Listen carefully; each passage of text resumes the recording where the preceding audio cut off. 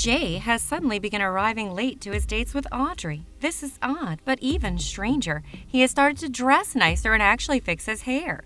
Audrey begins to come to her own conclusions, and after he shows up with red lipstick on his forehead, her suspicions are practically confirmed. But is it what it seems? Before we delve further, if you're new to Villain Nation, please remember to subscribe and turn the notifications on so you won't miss out on any of our Descendants videos. Audrey tapped her foot anxiously, looking about somewhat frustratedly as she searched for a particular vehicle coming down the road. She furrowed her brow, checking her phone, as she realized that Jay was late. Again. It was a beautiful Tuesday afternoon after school at Audrey Prep, and Audrey was waiting her boyfriend Jay's arrival so that they could go on their date that was scheduled after her classes. So far, he was running late by a good 20 minutes. Audrey sighed deeply, wishing that she was already out of school and that her senior year would hurry up and get over with so that she could have dates with Jay anytime that they felt like it, without having to bend to the school's times. But running with that hypothetical line of thinking, what good would dates anytime be if Jay didn't get there on time?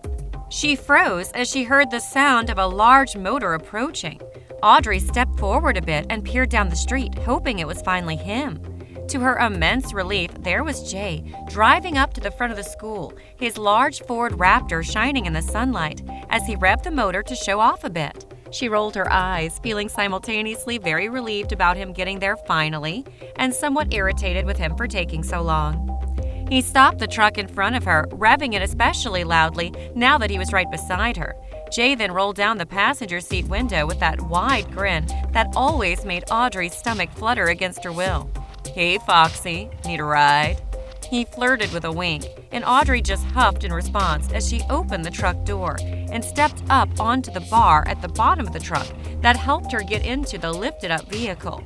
She got in the truck carefully and shut the door behind her.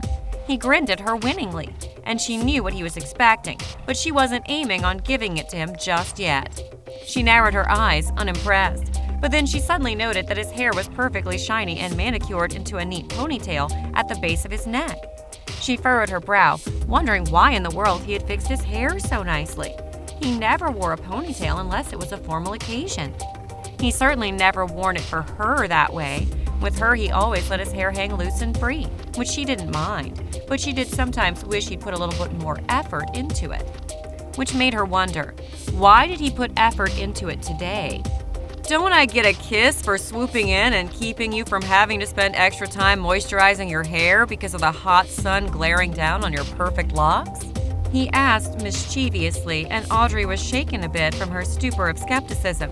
She pursed her lips at him, raising an eyebrow.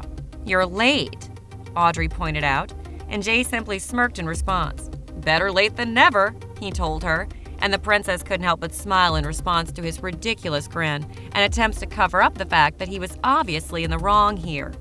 He raised both eyebrows, looking at her hopefully, and she sighed before reaching over and tangling her fingers in that disturbingly perfect hair as she pulled him across the armrest between the seats. Once he was close enough, she wasted no time in kissing him firmly.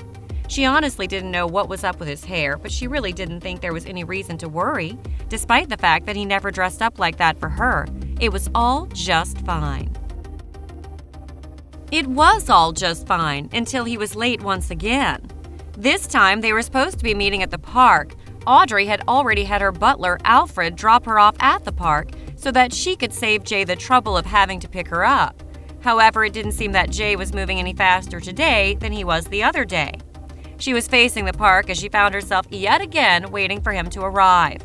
To her surprise, there were arms wrapped around her waist suddenly. Audrey jerked, shocked at whoever had the audacity to suddenly come up and grab her as they had.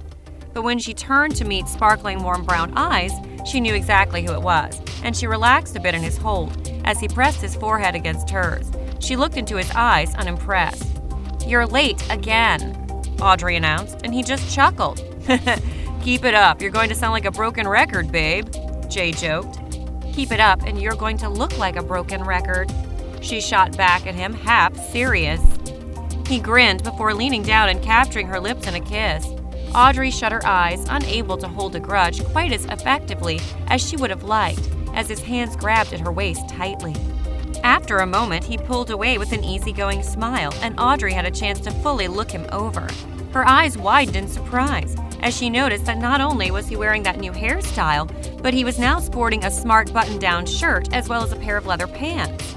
This was exceedingly strange. She had never seen him get ready for a date in this manner, much less one that required casual attire. He never got dressed for her like that. But what if he was getting dressed for someone else like that? Audrey immediately despised that idea and turned it down. Yet it still stuck with her stubbornly despite her best efforts to the contrary. What if he really was hanging out with some other girl? It would certainly explain his sudden change of dress and his recent lateness. "What is it?" he asked, suddenly looking somewhat concerned as he eyed her. She forced away her frown in favor of a large, falsely cheery smile that didn't quite meet her eyes. "Nothing. Just got lost in thought for a minute," she assured him, pushing away the doubts as well as she could in favor of occupying her mind on the present and on spending time with him. He looked at her somewhat strangely, but let it go before long, presumably choosing to believe her. As soon as he had looked away for a moment, her smile fell a bit as the thoughts worked hard to rematerialize at the forefront of her mind. Jay would never ever cheat on her. He loved her. He had said so himself. But if she knew this, why did she feel so crummy about the entire situation? Her suspicions were practically confirmed, however, when a certain incident occurred a few days later. Audrey was heading up the stairs of Mal's castle, where Jay, Carlos, Mal, and usually Evie lived. Evie didn't always live there, but she spent most of her time there, so it mostly counted. Either way, she was supposed to meet Jay and watch a movie with him at his place. She finally reached the top of the stairs, and she strolled down the hall, knowing that Jay's door was about halfway down it. She passed by several servants, and she made sure to smile and wave at each one. Audrey was in a good mood today, despite all of the recent issues she'd been having with Jay. It had been several days since she'd last seen him, and she had used much of that time to reflect and think about things. Logically, Audrey knew that Jay would not cheat on her, and she guessed that it was likely as a result of past failed relationships. But she had now officially decided that everything was fine and that she was being a little too dramatic over everything.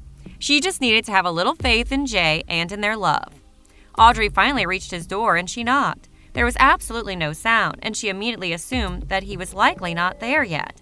She furrowed her brow, remembering that he had said to simply go in and wait if there was ever a time when he wasn't inside and they were supposed to be meeting. It was against her upbringing that emphasized privacy and respect for others' homes, but she guessed that since he had given her permission, it would be all right. So Audrey went inside and shut the door behind her, entering the apartment in the castle. Sure enough, Jay wasn't there, and she was fully expecting him to get there late once again. Audrey sighed slightly in resignation before heading into his living room to look for a movie that they might enjoy. Audrey flipped through the titles and finally settled for one with some romance and with some action as well. She then turned on the television, aiming to watch something for a moment while she waited on him to arrive. Audrey snuggled a bit into her seat, but before she could get too comfortable, someone suddenly banged on the door.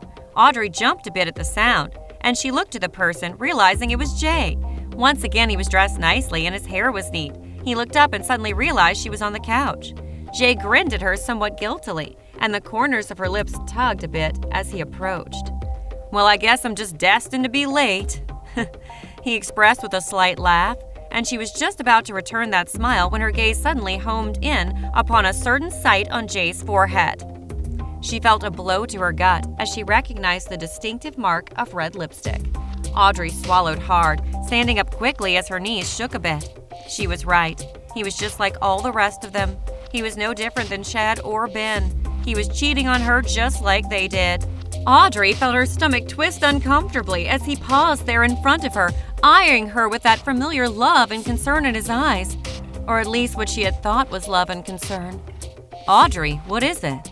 Jay questioned, reaching a hand out to her, and she stepped back quickly, shying away from his touch as she stepped over to the opposite side of the sofa so he couldn't quite reach her easily. He furrowed his brow, and she just shook her head swiftly, trying to hold back the tears that she felt coming onto her rapidly. "I have to go," Audrey told him, attempting valiantly to keep strength in her voice. She swiftly headed for the door, hearing him calling after her, and she just hurried faster. She wasted no time in opening it and slamming it behind her. She then ran as fast as she could for the outside of the castle, hoping that he hadn't made the decision to follow her.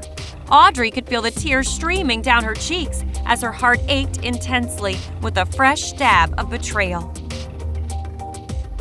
I'm Lady Blah Blah, and as always, thanks for watching. And if you enjoyed this story, feel free to check out another one. And don't forget to put a like, subscribe, and share this video with your villain friends.